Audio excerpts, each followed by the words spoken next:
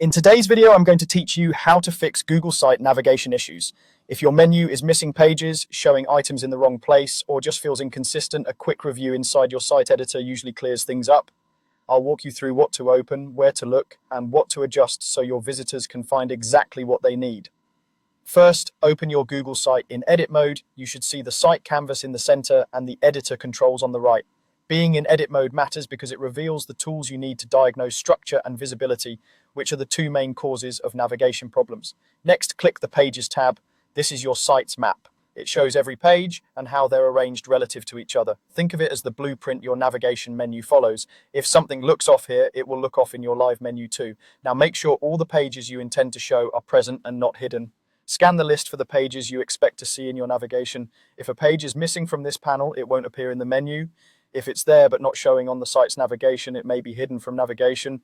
Open the options for that page and confirm it's set to be visible. Hidden pages are useful for drafts or landing pages you don't want in the main menu, but they'll disappear from navigation until you unhide them. Also note that if a parent page is hidden, its subpages typically won't appear in the menu either, even if the subpages themselves aren't hidden. So check parent visibility when something seems to vanish. Finally, review the page hierarchy. Subpages should live under their main pages, and the Pages panel makes this obvious through indentation. If you see a page sitting at the top level when it really belongs under a category, move it under the correct parent so it's nested properly. Likewise, if a page is buried as a subpage, but should stand alone in the main navigation, move it back to the top level. A clean hierarchy not only fixes menu order, it also controls how drop-downs and sections appear to visitors, making navigation intuitive and predictable.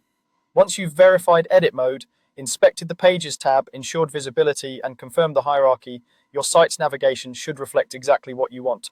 Take a moment to glance at the menu in the editor to see the changes. With these checks, you'll keep your Google site organized, easy to navigate, and ready for your audience.